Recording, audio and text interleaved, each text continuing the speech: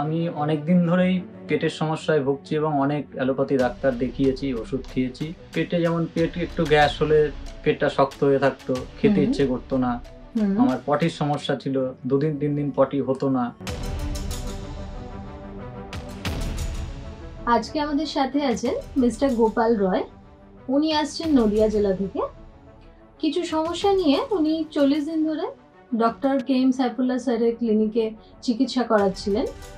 আসুন ওনার থেকে জানি উনি কি সমস্যা নিয়ে এসেছিলেন আর এখন উনি কেমন আছেন। নমস্কার। নমস্কার, আমি গোপাল রয়। আমি নদিয়া থেকে এসেছি। আচ্ছা। আমি অনেকদিন ধরেই পেটের সমস্যায় ভুগছি এবং অনেক অ্যালোপ্যাথি ডাক্তার দেখিয়েছি, ওষুধ খেয়েছি।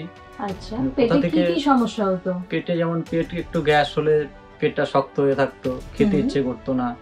আমার পটির সমস্যা ছিল, ২ দিন ৩ দিন পটি হতো না। আচ্ছা। হ্যাঁ, বিভিন্ন রকম সমস্যায় আমি অনেক ডাক্তার দেখিয়েও সুরাহা কিছু পাইনি। আচ্ছা, ডক্টর কি বলতেন? ডক্টর বলতেন ঠিক হয়ে যাবে এইভাবে হতো। কেউ বলতেন অ্যালোপ্যাথিক চিকিৎসা করেছেন? হ্যাঁ, আমি অ্যালোপ্যাথি চিকিৎসা করতাম। আচ্ছা। অনেক অ্যালোপ্যাথি ওষুধ খেয়েওছি, কিন্তু তাতে কিছুই হয়নি।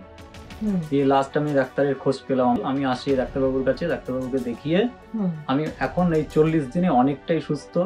আমার আগের থেকে ওজন অনেকটাই বেড়েছে, মানে 40 দিনের মধ্যে বেড়েছে এবং আশা করি বিগত দিন আরো সুস্থ থাকবো এবং ভালো হবে এখান থেকে। নিশ্চয়ই।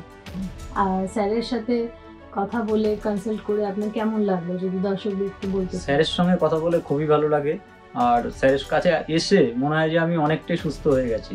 বাহ, খুব ভালো লাগলো আপনার সাথে কথা বলে।